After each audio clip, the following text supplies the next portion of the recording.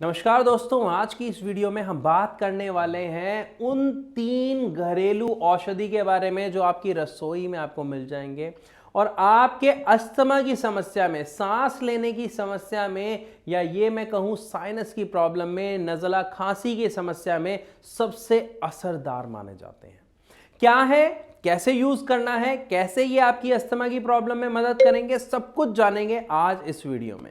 तो चलिए शुरू करते हैं आज की वीडियो को और सबसे पहले जानते हैं वो कौन सी ऐसी 3 चीजें हैं जो आपके अस्थमा में आपको रिलीफ देंगी बहुत अच्छे तरीके से। और सबसे मजेदार बात, घरेलू उपाय, कहीं नहीं जाना, किसी से नहीं पूछना, कोई दवा नहीं लेनी। इन 3 चीजों का आपको रेगुलर सही तरीके से उपयोग करना है, सेवन करना है और इसका रिजल्ट आपको बहुत जल्दी देखने को मिल जाएगा अगर आपको या आपके परिवार में किसी को भी अस्थमा की समस्या है तो सबसे पहले बात करते हैं सबसे पहली और असरदार चीज। देखिए, असरदार चीजों के जानने से पहले आपको थोड़ा सा यह समझना पड़ेगा कि जब भी किसी को सांस की जो समस्या आती है, ये आती क्यों है। क्योंकि जो हमारे सांस लेने का जो रास्ता है, जो अंदर हमारी नलियां हैं सांस लेने की, हमारा सांस लेने का वे है जिसको हम ब्रोंकाइज, ब्रोंकी होल्स बोलते हैं, उसमें समस्या आ जाती है। देखिए, इसे समझना बहुत आसान है। एक छोटे से एग्जाम्पल से समझते हैं। हम सबने पेड़ देखा है। अब उस पेड़ की इमेज को आप उल्टा कर दीजिए, ठीक है। जैसा वो दिख रहा है कुछ उसी तरीके का होता है हमारा रेस्पिरेटरी सिस्टम, यानी हमारे फेफड़े, जहां से हम सांस लेते हैं, सांस छोड़ते हैं, कुछ ऐसा। अब कैसे होते हैं मैं आपको समझाता हूं। पेड़ में सबसे पहले क्या दिखता है हमें? तना। वो जो तना है वो ये है, एयर पासवे सबसे मेन। उसके बाद उसकी शाखाएं बढ़ जाती हैं। वो जो शाखाएं बढ़ रही हैं ये है हमारा लेफ्ट और राइट लंग, ठीक है। उसके बाद उनमें से और टहनियां निकलती हैं और फिर पत्ते होते हैं। इसी तरीके से हमारे फेफड़ों में ब्रोंकाइज, ब्रोंकी होल्स होते हैं जहां से हम सांस लेते हैं। और एंड में जो पत्ते मैं बता रहा हूं ना, उस पत्तों की जगह हमारे फेफड़ों में कुछ गुब्बारे की तरह एक चीज होती है जिसे एल्विलाई बोला जाता है, जहां से हम सांस लेते हैं और छोड़ते हैं। अब होता क्या है, जब हम सांस लेते हैं तो वो जो गुब्बारे टाइप बता रहा हूं, जो एल्विलाई में बता रहा हूं, वो फूलते हैं।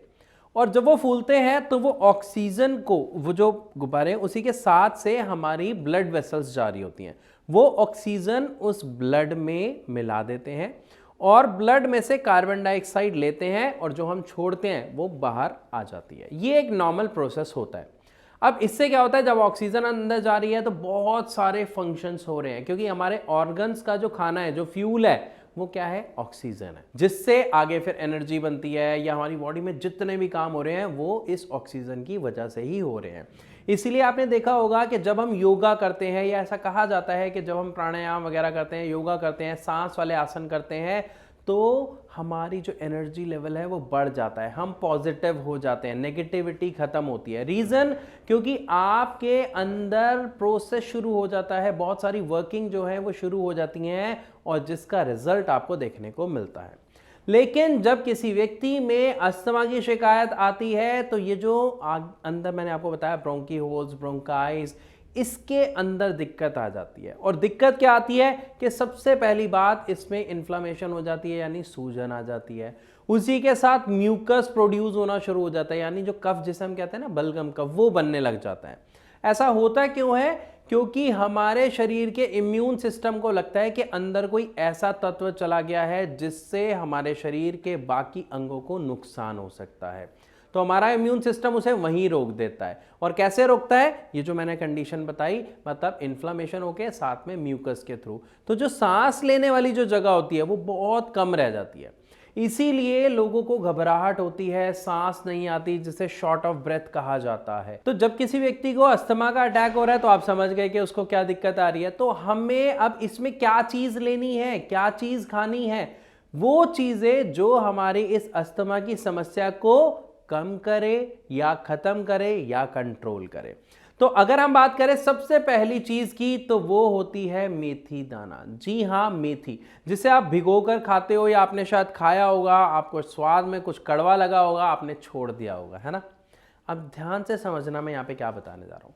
मैं नहीं कह रहा आप उसे भिगो के खाओ, लेकिन आप उसे भिगोने के बाद उसे अंकुरित कर लो। एक बार कर, मेरे कहने पे आप कोशिश करें। अंकुरित करने के बाद जब आप उसे खाएंगे तो आप देखेंगे जो उसका कड़वापन होता है वो निकल जाता है। साथ ही ये जो मेथी है ये बहुत ही अव्वल किस्म की औषधि में गिनी जाती है, क्योंकि ये जो इन्फ्लामेशन आपके अंदर एयरवेज में हो रहा है उसको कंट्रोल करने में बहुत हेल्प करती है। साथ ही आपका जो म्यूकस का प्रोडक्शन हो रहा है उसको कंट्रोल करती है और आपकी इम्यूनिटी लेवल बढ़ाती है। तो जब तीन फायदे जो सबसे मेन है जो हमें मिल रहे हैं, और अगर आप यहाँ पे समझे कि आपकी जो अस्थमा की समस्या वो है क्या, कि आपकी इम्यूनिटी जो है वो एक्स्ट्रा एक्सेसिव हो रही है, वो एक्स्ट्रा एक्टिवेट होके बढ़ गई है, जिसकी वजह से हमें ये समस्या आ रही है, तो वहाँ पर आपकी इम्यूनिटी में भी चेंज करना पड़ता है, सुधार लाना पड़ता है।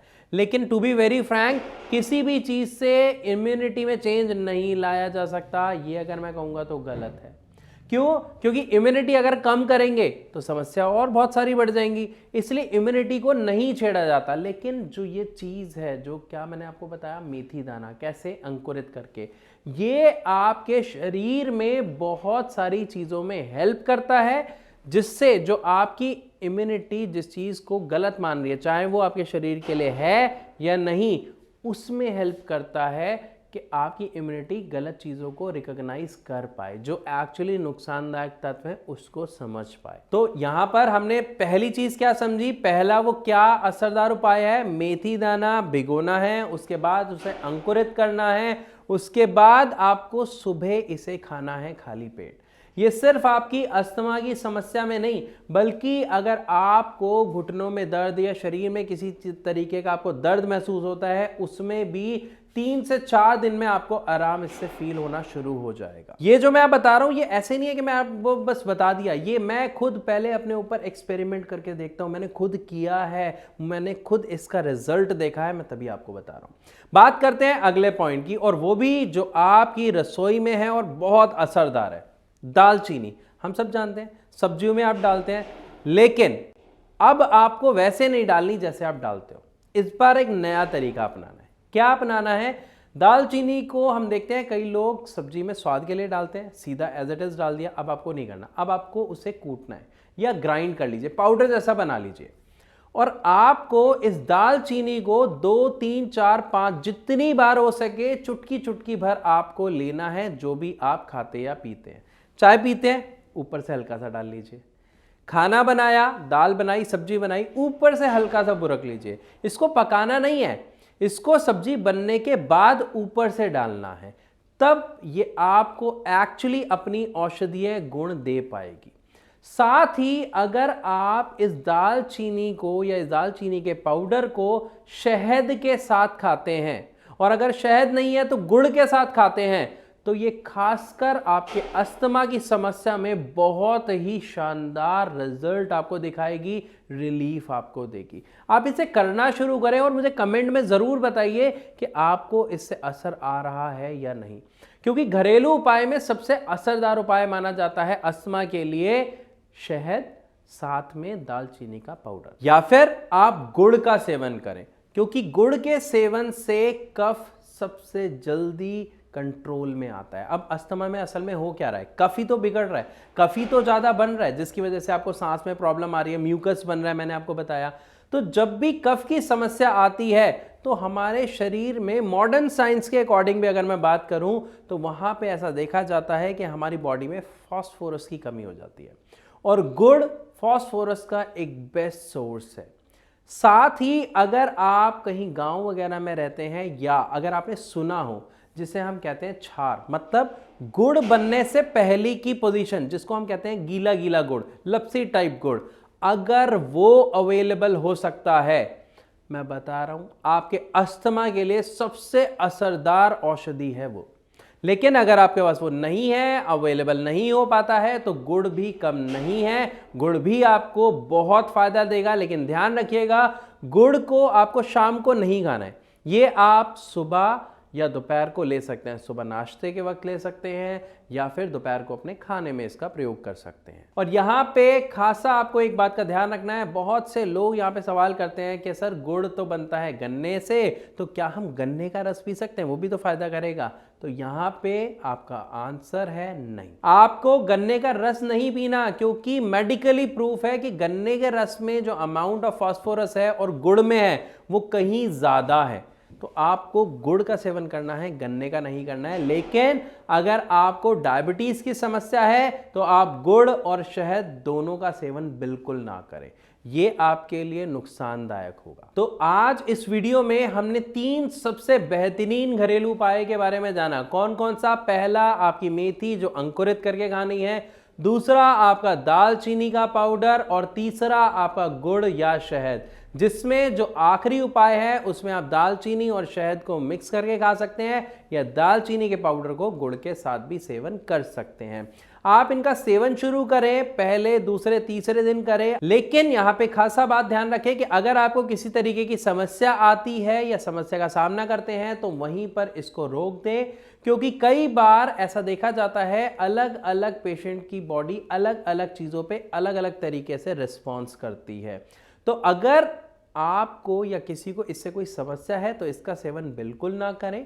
और अगर अस्थमा से जुड़ा आपके दिमाग में कोई सवाल है, कोई आप दवा के बारे में पूछना चाहते हो, इलाज के बारे में पूछना चाहते हो, तो आप हमारे यानी भारत होम्योपैथी के डॉक्टर से फ्री ऑफ कॉस्ट कंसल्ट कर सकते हो, जिसके लिए नंबर नीचे दिया गया है। आप यहाँ पे कॉल करके उनसे बात कर सकते हो, अपने सभी सवालों के जवाब ले सकते हो। तो यहाँ पर इन उपायों को आप प्रयोग करें, यूज करें। आपको जो भी रिजल्ट मिलता है कमेंट सेक्शन में मुझे जरूर बताइएगा। तो इसी के साथ चलने की इजाजत चाहूंगा, मिलूंगा अपनी अगली वीडियो में, तब तक के लिए नमस्कार।